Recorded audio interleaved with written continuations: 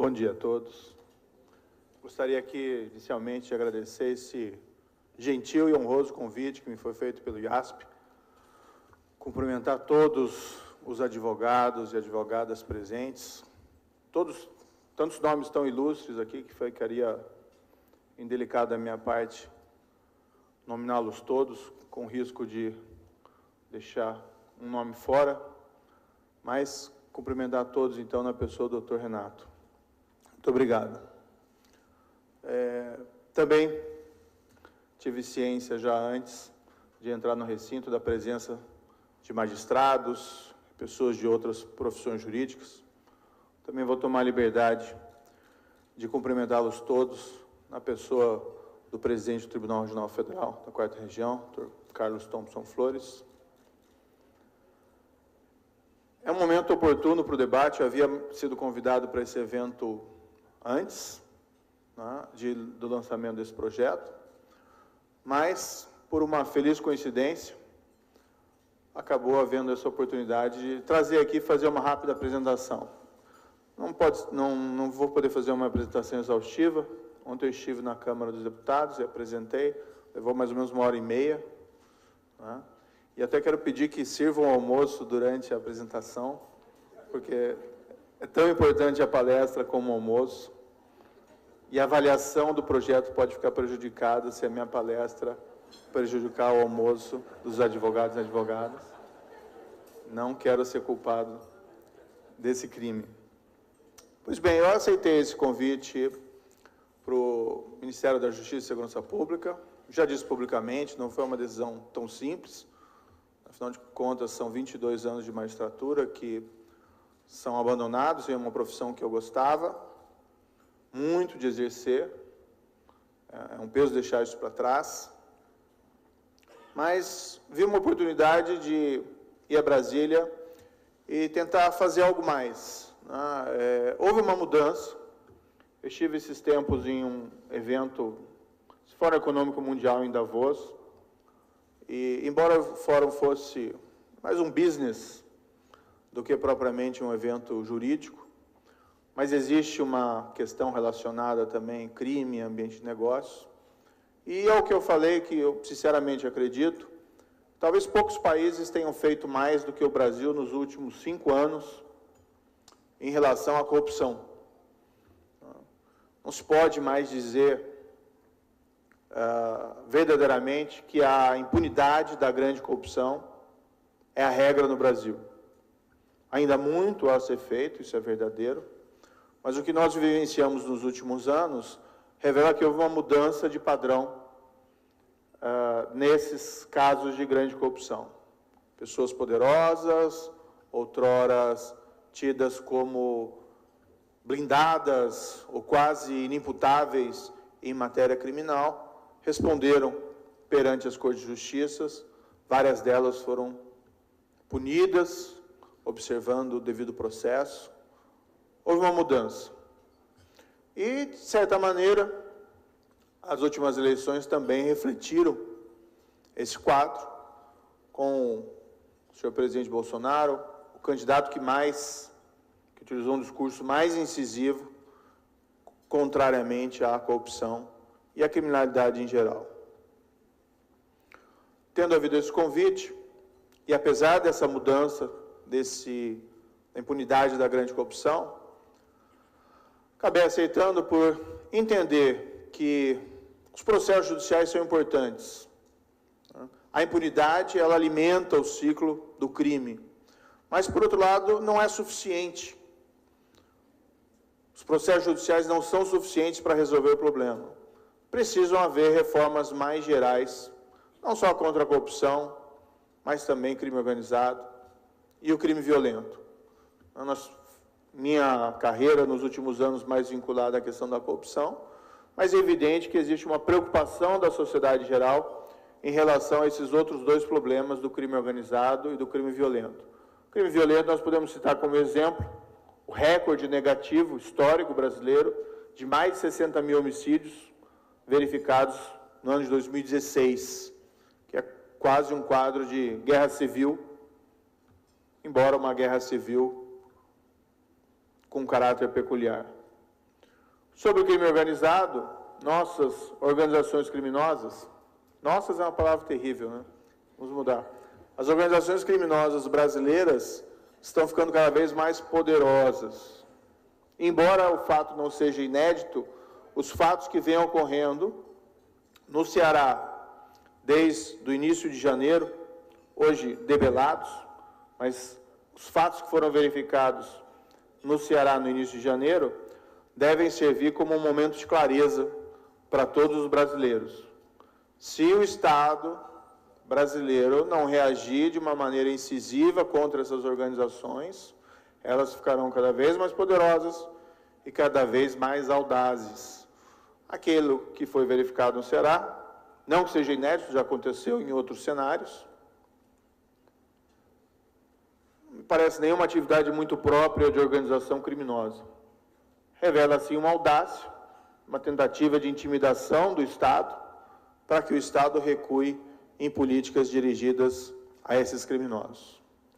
Pois bem, uma das ideias iniciais do Ministério, e existem várias outras, existem planos, outros projetos, não só de lei, mas muito de medidas executivas, mas uma ideia inicial foi apresentar um projeto que tratasse desses três problemas em conjunto: corrupção, crime organizado e crime violento. Nós entendemos que eles estão relacionados. O crime organizado é, em boa parte, responsável por essa elevada taxa de homicídios. São disputas de mercado de drogas, são usuários que não têm condições de saldar suas dívidas e elas são cobradas por sangue, com sangue, por essas organizações criminosas. Da mesma forma, essas organizações criminosas também funcionam como um fator de corrupção ao buscarem impunidade através de crimes contra a administração pública. Do outro lado, a corrupção afeta os recursos públicos, que já não são tão grandes, mas afetam os recursos públicos, diminuindo a capacidade do Estado em adotar políticas públicas eficientes contra o crime violento e contra o crime organizado. Daí a ideia de apresentar um único pacote. Esse é o pacote que eu pretendo mostrar rapidamente, algumas das medidas gerais. Não desconheço que existe muito mais a ser proposto e que pode ser feito. Mas esse projeto inicial visa adotar medidas muito simples, fáceis de serem explicadas, como os senhores e senhoras virão, sem prejuízo de que outras iniciativas relevantes sejam adotadas. Especialmente, carece ele de medidas melhores para prevenir incentivos e oportunidades à prática da corrupção. Atuar antes do fato. Existem projetos muito interessantes, já conhecido aqui por muitos, o projeto do professor Modesto Carvalhosa sobre os seguros ou performance bonds na área da construção industrial, construção civil. E esses projetos, esses planos, não estão descartados, mas eles levam mais tempo para serem preparados, elaborados e estudados. Essas medidas aqui, então, não significam que a nossa ação se limita a elas. Também vamos dizer que muito não depende de lei, muito depende de medidas executivas. A situação dos nossos presídios, e muito, demanda maiores investimentos e investimentos mais eficientes. Fizemos um levantamento no Ministério, que a União Federal transferiu via FUNPEN, nos últimos 2 anos, cerca de 2 bilhões de reais aos estados e Distrito Federal para reformas e construção de presídios. Isso desde 2016. Final de 2018, 27% havia sido executado. Ou seja, os recursos podem ser maiores? Sim, mas há também uma baixa eficiência desses investimentos, um problema que tem que ser enfrentado e muitas vezes aí não se depende propriamente de lei, mas sim de uma reorganização burocrática. Enfim,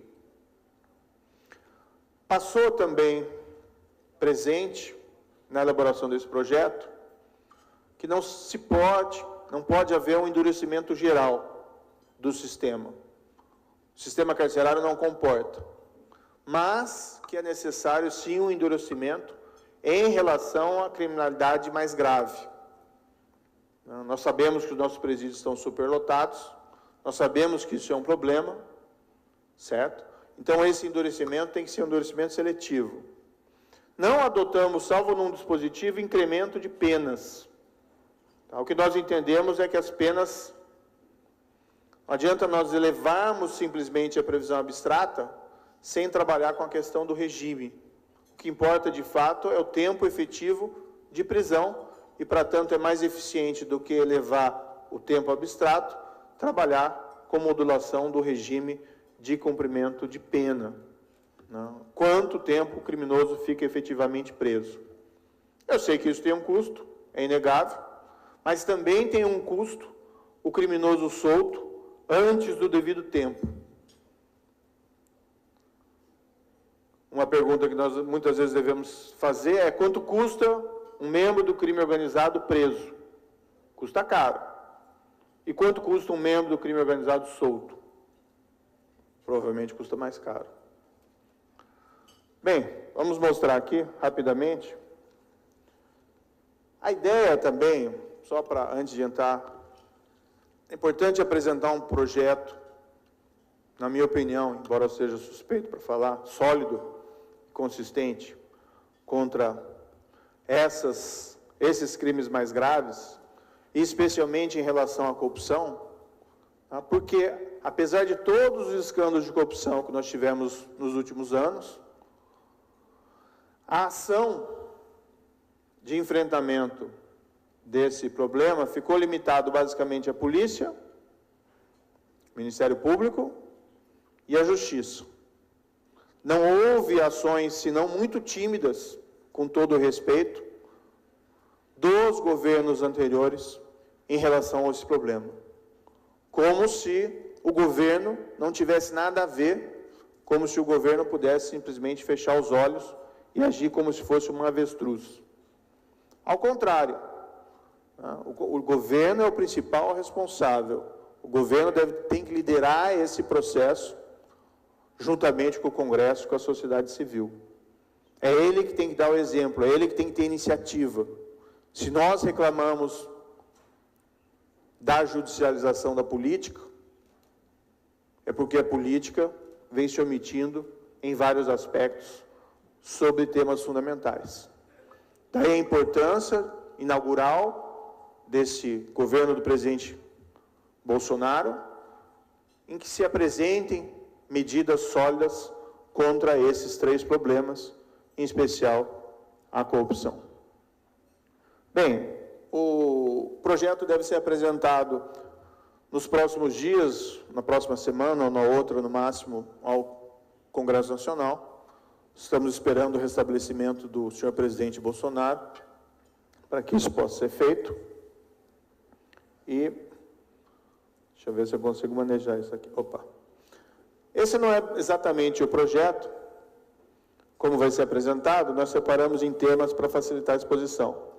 O artigo inicial diz ao que ele veio. Esta lei estabelece medidas contra a corrupção, crime organizado e crimes praticados com grave violência à pessoa. Todos esses dispositivos dizem respeito à execução provisória da condenação criminal.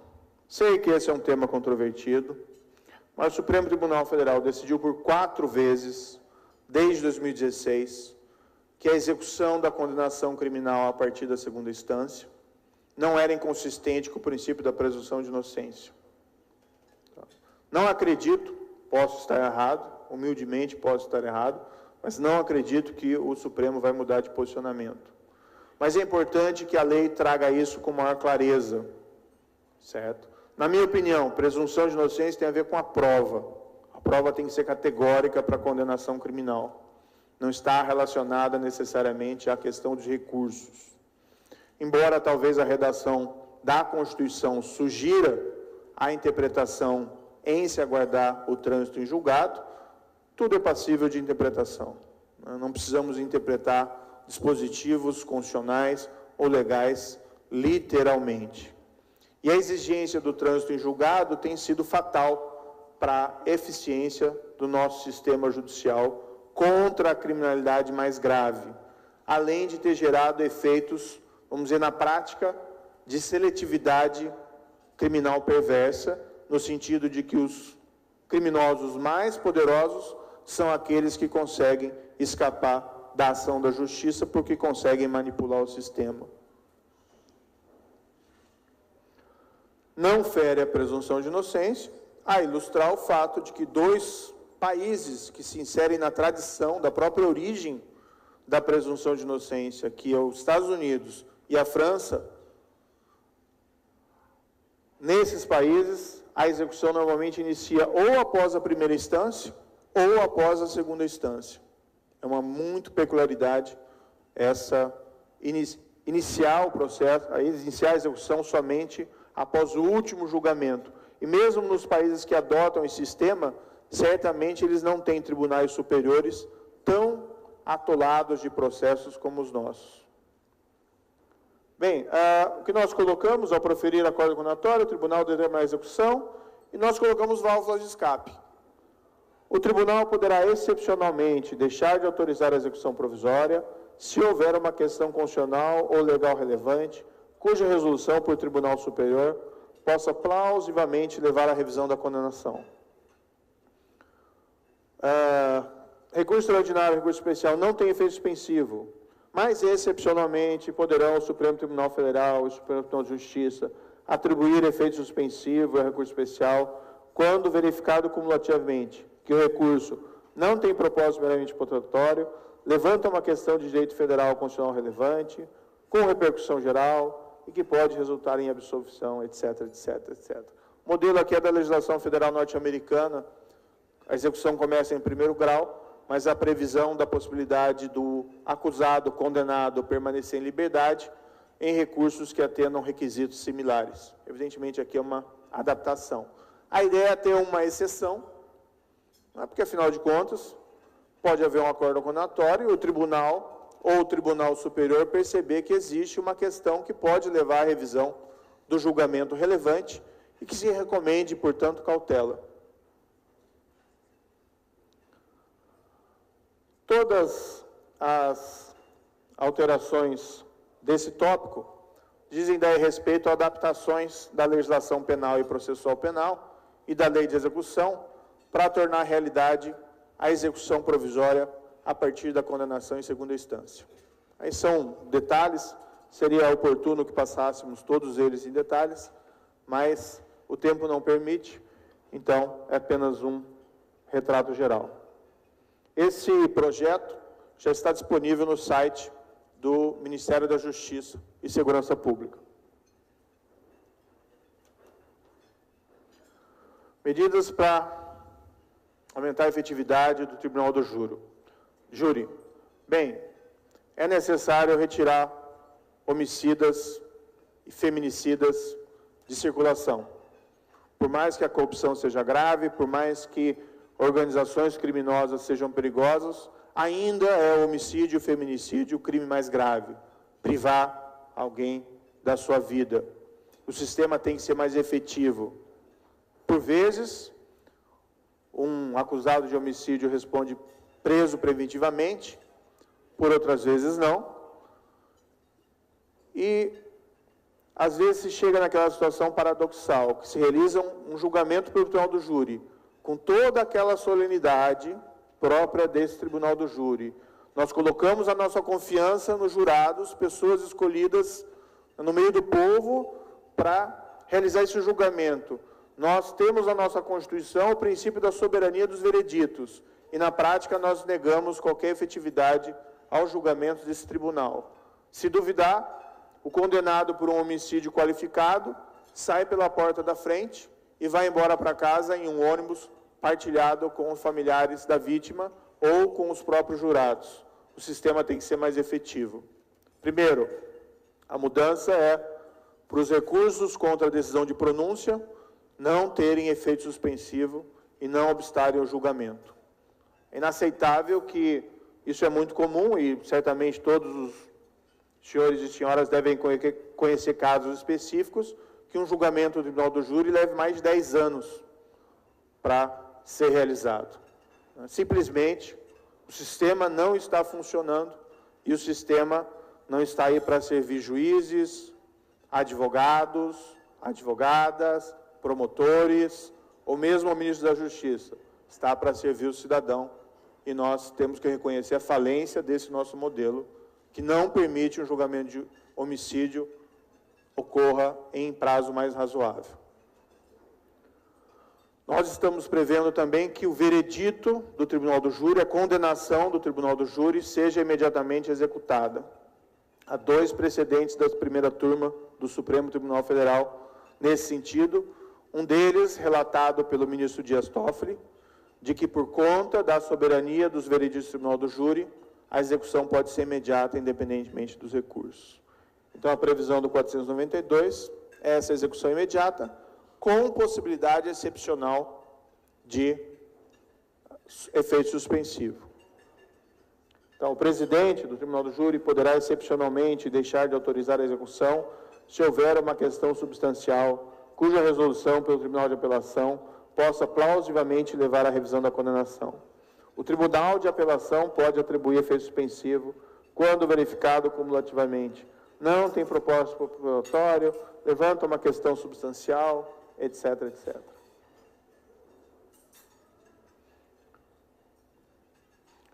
Os embargos infringentes, aqui também é uma limitação. Nós entendemos que ele tem sido utilizado com muita frequência para a discussão de dosimetria de penas. E assim, falando francamente, os critérios de dosimetria de pena do Código Penal não são objetivos, permitindo uma larga discricionariedade. Se nós juntarmos 3 juízes, 3 embargadores, 5 desembargadores em uma Câmara ou turma, provavelmente nós temos, se cada um tiver liberdade de fixar a pena que entender adequada, nós temos 3 penas diferentes ou 5 penas diferentes. Então, aqui nós estamos limitando embargos infringentes a quando houver julgamento vencido por absolvição, que é o caso realmente relevante. Medidas relacionadas à legítima defesa. Isso tem trazido alguma polêmica, né? Mas assim, primeiro, sobre o artigo 25. O artigo 25 trata sobre a legítima defesa e nós apenas fizemos o quê? Extraímos da legítima defesa situações que são caracterizadoras do seu emprego. Tá? Então vejam, depois nós voltamos no 23, observados os requisitos do CAPT, ou seja, as exigências da legítima defesa, considera-se em legítima defesa o agente policial ou de segurança pública, que em conflito armado ou em risco iminente de conflito armado, previne injusta e iminente agressão a direito seu ou de outrem. O agente policial de segurança pública que previne agressão ou risco de agressão à vítima mantida refém durante a prática de crimes. Particularmente, penso que é redundante as duas situações.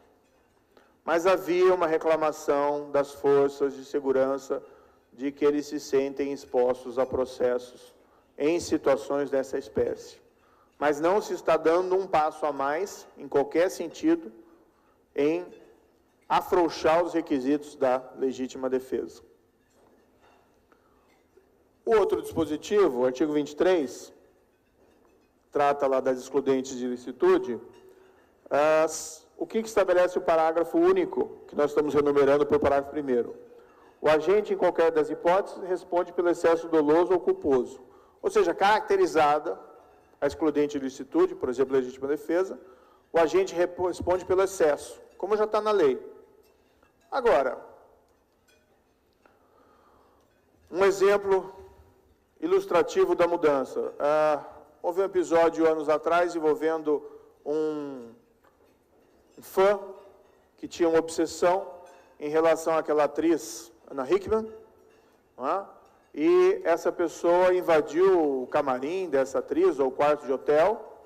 O irmão dela reagiu e acabou disparando várias vezes com arma de fogo contra o agressor. Ele foi processado. O juiz o absolveu, entendendo que ele agiu de legítima defesa e não houve excesso. realisticamente, na minha avaliação, com todo respeito, o juiz fez certo, mas havia excesso. Mas era um excesso excusável. Afinal de contas, as pessoas não são exatamente robôs que reagem mecanicamente a agressões de terceiros. Essa foi uma solicitação vindo de corporações policiais e me parece também uma mudança bastante razoável. Alguma crítica? O que significa medo, surpresa ou violenta emoção? Bem, são conceitos jurídicos a serem interpretados e avaliados pelo juiz segundo as circunstâncias. Violenta emoção, inclusive, já consta no tipo penal do homicídio privilegiado. E nunca ninguém disse que é inconstitucional a utilização da expressão. Não existe, de maneira nenhuma, com essas proposições, uma licença para matar ou um afrouxamento da legítima defesa. O que existe é um aclaramento de situações que já ocorrem na prática. A maior inovação é do parágrafo 2º, mas, a meu ver, se trata de uma inovação razoável e, na prática, os juízes acabam resolvendo isso ao não reconhecerem situações de excesso que, de fato, existem.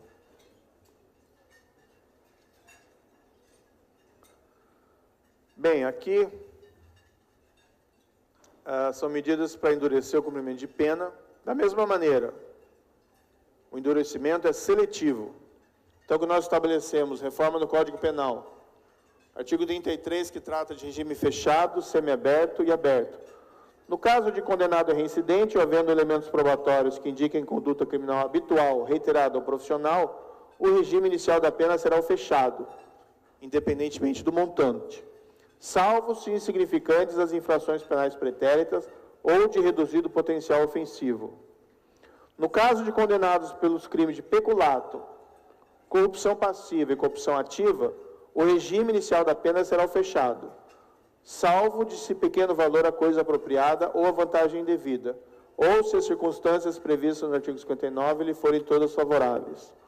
No caso de condenados pelo crime do artigo 157, na forma do 2º-A e do 3º, o regime inicial da pena será o fechado, salvo se as circunstâncias previstas no artigo 59 lhe forem todas favoráveis. Isso aqui é roubo com arma de fogo. Tá? A ideia é impor regime fechado para essas figuras criminais mais graves. Não é? Criminoso profissional, seja qual for o crime, crimes mais graves contra a administração pública e o roubo com arma de fogo. Porque, na dosimetria das penas, às vezes essas penas ficam abaixo de 8 anos e, portanto, não se impõe um regime fechado. É oportuno que o regime inicie fechado para esses crimes. Em todos os dispositivos, os senhores e senhoras devem ter reparado, há uma válvula de escape. Então, criminoso profissional, não se quer com isso impor regime fechado para quem rouba para quem furta 3 vezes barra de chocolate em supermercado ou em padaria. Então, a legislação permite, esse fato é reprovável, mas evidentemente não cabe aí regime fechado. Mas se o criminoso habitual, criminoso reiterado, profissional, quando as infrações não forem insignificantes ou de reduzido potencial ofensivo, se justifica um tratamento mais rigoroso. No caso do roubo com arma de fogo, o maior pânico do brasileiro é ser assaltado, seja andando na rua, ou seja andando com o seu carro, ou ser vítima de um roubo e, eventualmente, até de um latrocínio. Então, o sistema precisa ser mais rigoroso com esse tipo de crime.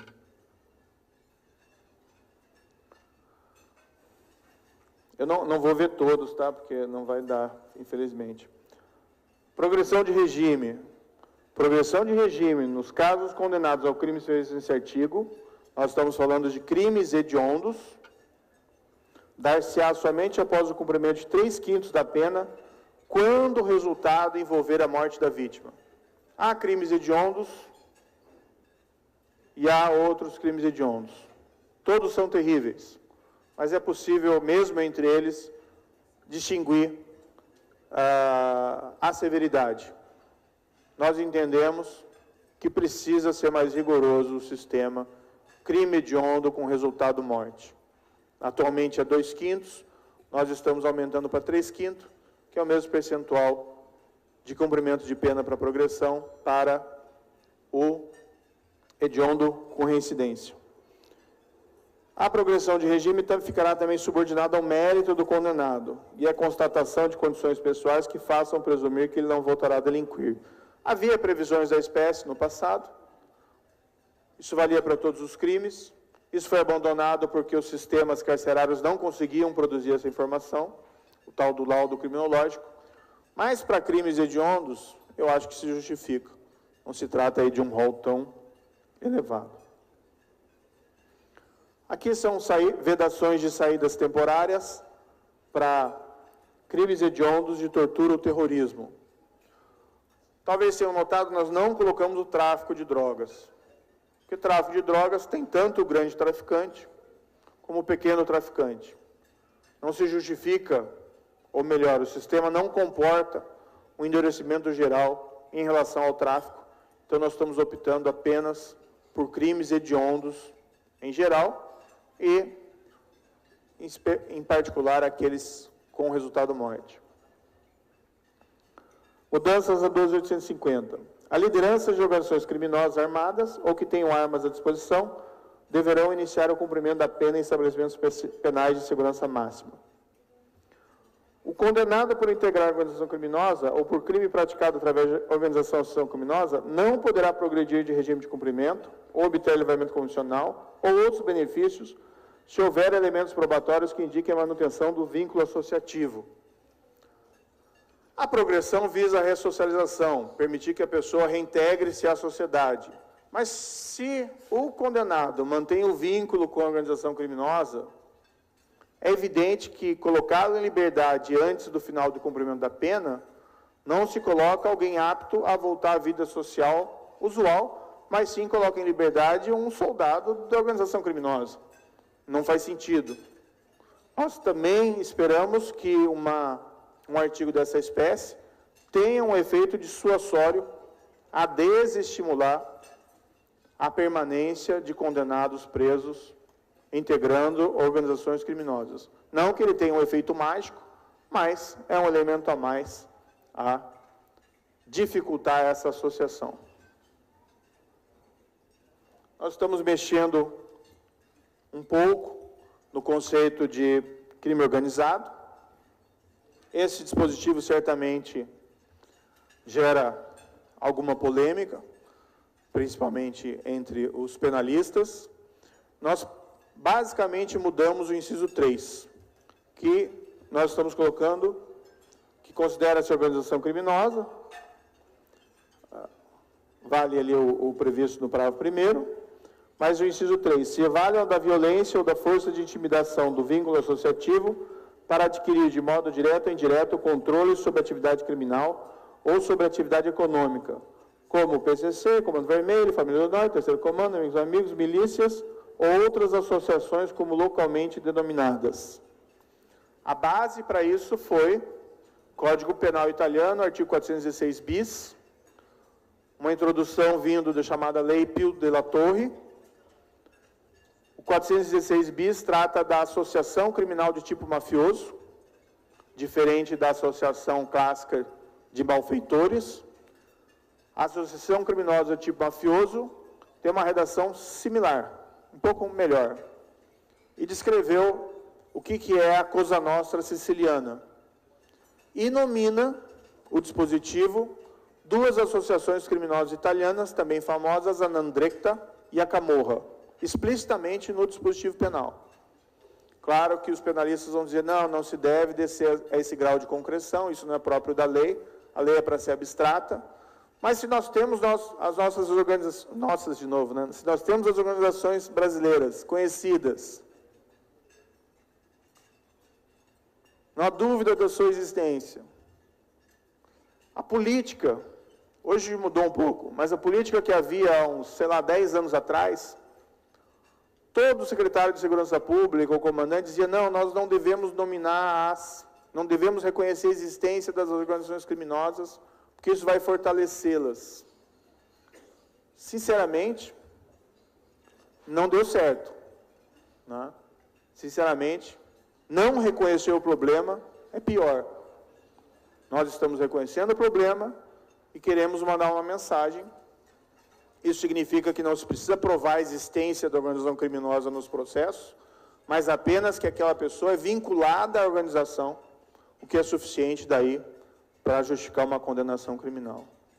E essa nominação, juntamente com os outros dispositivos que estabelecem que a liderança começa na penitenciária de regime de segurança máxima e o associado não progride enquanto permanece integrada, pode ter um impacto significativo. O final, ou outras associações como localmente denominadas, significa que o rol não é exaustivo. Talvez, do ponto de vista da técnica clássica de redação de tipos penais, estejamos pecando, mas pelo menos estamos bem acompanhados com o artigo 416 bis do Código Penal Italiano. Aqui é o único dispositivo que aumenta penas em abstrato. Tá? Aumentam as penas, o inciso 1 já existe, para crimes de posse, porte ilegal de armas, tráfico de armas, se o agente possuir registros criminais pretéritos, com condenação transitada em julgada ou proferida por órgão colegiado. É importante tirar o criminoso armado das ruas. E há uma reclamação de que as penas previstas no Estatuto de Desarmamento são pequenas para tanto. Nós estamos aumentando para aqueles que sejam surpreendidos na posse, porte ou tráfico de armas de fogo que tenham registros criminais. Normalmente significa um criminoso armado nas ruas, o que é muito perigoso. Essa previsão é do chamado confisco alargado, confisco a ser aplicado em caso de criminosos profissionais habituais condenados por penas mais graves. O artigo 124A visa permitir o confisco de obras de arte, né? Nós tivemos essa experiência no caso da Lava Jato, em que vários diretores da Petrobras tinham uma predileção por utilizar dinheiro sujo para adquirir obras de arte. Nós queremos regular isso para utilizar isso nos museus. Esse provavelmente todo mundo vai ser a favor, né, desse dispositivo. Aqui também é a previsão de utilização de bens sequestrados por órgãos de segurança pública. É uma extensão para todos os crimes do que já existe na lei de tráfico de drogas. Aqui são questões relativas à prescrição. Vejam, o processo penal tem que terminar com ou absolvição ou com condenação. Quando ele acaba com prescrição, o sistema falhou. Quais foram as causas, mas o sistema falhou. Então, nós introduzimos algumas causas novas de interrupção de prescrição. Tá? O crime de resistência, nós estamos transformando, quando há o resultado morte, num crime pré-ter-doloso. Tá? Qual que é a ideia aqui? O que foi me transmitido é que, por vezes, em diligências policiais, especialmente em locais dominados por criminosos, quando há resistência e, eventualmente, uma vítima fatal, um policial ou um terceiro inocente, há muita dificuldade para julgar isso como homicídio doloso, principalmente porque jurados se sentem relutantes em participar de julgamentos que envolvam pessoas que trocaram tiros com a polícia e, eventualmente, pessoas que são membros de organizações criminosas. Bem, nessas circunstâncias, mais próprio deixar a tarefa ao juiz profissional. O juiz profissional, pelo menos, fez o concurso, fez uma escolha de carreira, tem melhores condições de ser protegido do que os jurados. Então, não expor os jurados a situações dessa espécie. A ideia aqui foi uma leve modificação no crime de resistência. É como a história do latrocínio, né? Roubo seguido de morte. Aqui são soluções consensuais para o processo penal. Isso abre, a meu ver, uma grande avenida para a melhoria da celeridade dos nossos processos e abre um campo enorme para a atuação da advocacia. Eu acho que o advogado que atua nesses acordos valoriza a sua profissão, valoriza o seu métier, resolve o problema antes de, vamos dizer, reduzindo aí o encargo da justiça. São duas possibilidades. O acordo antes da denúncia, para crimes até 4 anos de pena, pena máxima 4 anos, se negocia, se pode impor ali condições de prestação de serviço. Isso não é considerado condenação criminal. E a outra opção, o acordo após o recebimento da denúncia, aí vale para todo crime. Só que nesse caso pode ser negociado, inclusive, pena privativa de liberdade. E o acordo homologado é como se fosse uma sentença condenatória. É a introdução do plea bargain. Nos Estados Unidos, mais de 90% dos casos são resolvidos por acordo. Aqui não há colaboração, tá? É simplesmente, colaboração é da 12.850. Na colaboração, o criminoso contribui para a elucidação de crimes de outros. Aqui é só reconhecimento da responsabilidade. Pela resolução mais rápida do caso, ele recebe um benefício. Para evitar que pessoas sejam induzidas a confessar falsamente, nós colocamos algumas medidas. A confissão tem que ser circunstanciada, sempre assistido pelo defensor. O juiz verifica a voluntariedade em audiência. E nós colocamos aqui algo que nos Estados Unidos não é muito comum em plea bargain.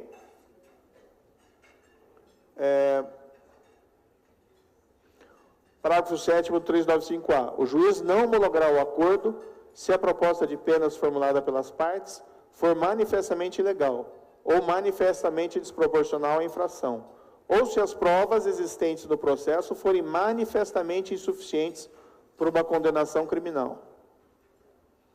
Eu tenho ouvido algumas críticas.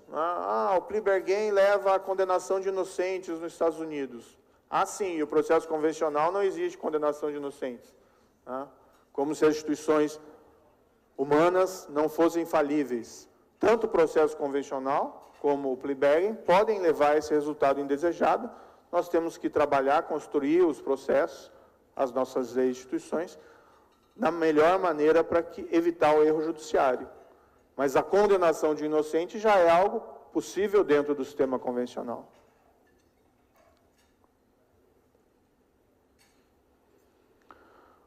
Bem, não tem como entrar nos detalhes aqui no tempo. Isso aqui é a previsão de acordo para ação de improbidade administrativa. Aqui é a medida para facilitar processo que envolve a autoridade com foro. Aqui é criminalização do Caixa 2. Os políticos que me perdoem, mas Caixa 2 é trapaça. Inaceitável. Tudo bem, não é tão grave como corrupção, no qual existe uma contrapartida, mas ainda assim tem que ser melhor criminalizado. Essa redação é da Transparência Internacional. Nós fizemos pequenas alterações pontuais. A sociedade civil pode contribuir muito, a advocacia pode contribuir muito para a melhora da institucionalidade. E tenho certeza que o Ministério da Justiça está à disposição para ouvir sugestões e críticas por parte da advocacia, como também de qualquer outro segmento. Mas a advocacia, já que tem esse conhecimento especializado sobre essa área, acredito que tem muito a contribuir. Interrogatório por videoconferência. São Paulo gastou, em 2018, mais de 40 milhões de reais com deslocamento de presos para audiência. Dá para construir pelo menos um presídio, talvez 2, a depender do presídio. Então nós estamos estabelecendo isso como uma regra tá? Que o acusado preso seja ouvido por videoconferência. Eu já fiz várias videoconferências com, sim, criminosos de colarinho branco, mas também criminosos perigosos.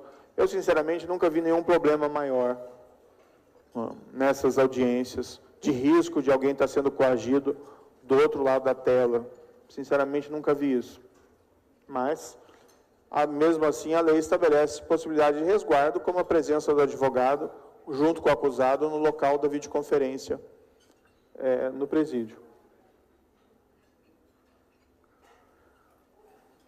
Aqui, trata do 310, do que ocorre quando alguém é preso em flagrante, levado ao juiz. O juiz decide se concede ou não liberdade provisória e se impõe medida cautelar. Aqui também é um endurecimento para tirar o criminoso profissional da rua. Parágrafo 2º, que é a inovação. Se o juiz verificar que o agente é reincidente ou que está envolvido na prática habitual, reiterada ou profissional de infrações penais, ou que integra a organização criminosa, ou que porta arma de fogo de uso restrito em circunstâncias que indique ser membro de grupo criminoso, deverá denegar a liberdade provisória, com ou sem medidas cautelares, salvo se significantes ou de reduzido potencial ofensivo às condutas.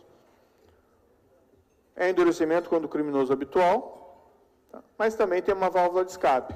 Como disse, o alvo aqui não é o autor de reiterados furtos famélicos, mas sim aquele que, nas circunstâncias probatórias existentes, haja uma indicação de que após a prisão em flagrante, ele seja um criminoso profissional, membro de organização criminosa. Essa exigência do porta-arma de fogo de uso restrito em circunstâncias que indique ser membro de grupo criminoso foi uma solicitação dos governadores. Eu achava até que não era totalmente necessário, mas eles pediram, né? Provavelmente motivados por esse episódio que circulou nas redes sociais faz algumas semanas, do indivíduo em Florianópolis que foi preso com uma R15, né, de munição de alto calibre, preso em flagrante, foi levado numa audiência de custódia e foi em seguida colocado em liberdade, né? Eu não conheço as circunstâncias do caso específicos para criticar, mas isso inviabiliza a retirada de circulação, né, de pessoas que aparentemente integram e com um armamento de potencial elevado, destrutivo, tirar essas pessoas das ruas é importante, né?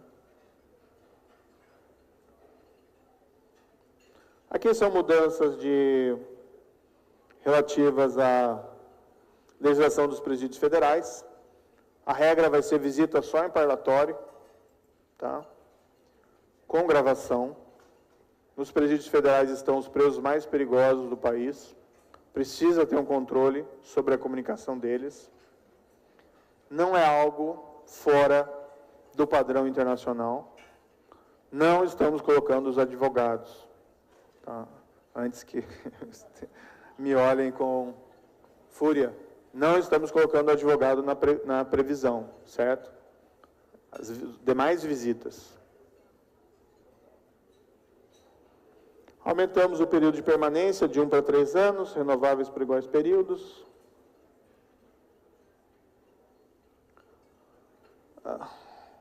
Banco Nacional de Perfil Genético. Esse é um elemento, a taxa de elucidação de crimes no Brasil é muito baixa, e em particular de crimes de homicídio.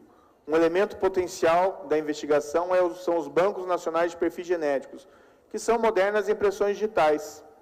Extrai o perfil genético do condenado por crime praticado com violência, isso fica no banco, tá?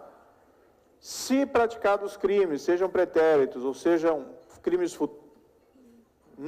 depois desse fichamento, se identificados vestígios, se tira o perfil genético do vestígio corporal e se cruza com o banco de dados, isso tem um potencial grande de resolução de crimes, certo?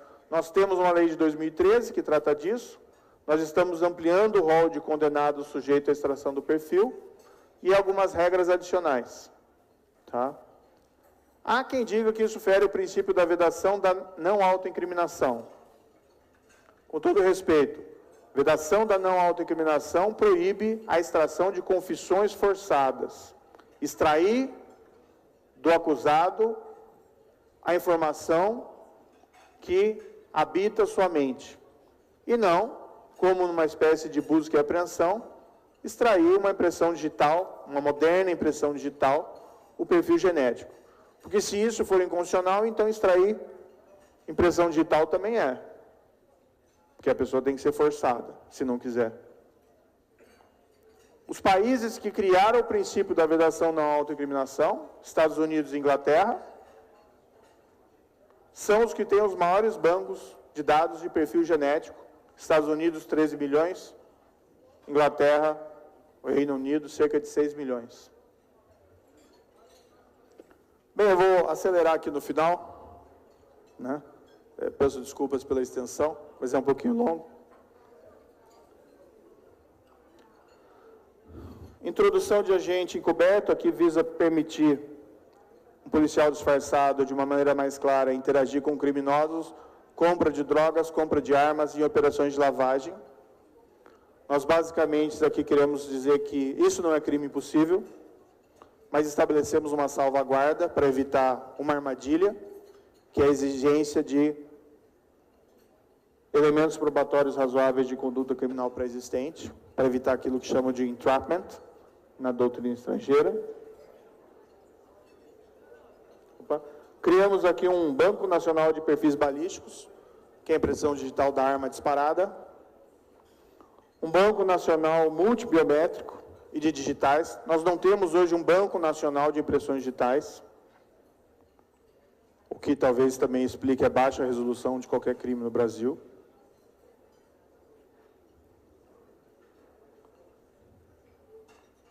Nós tratamos aqui de equipes de investigação conjuntas internacionais, em cooperação jurídica internacional.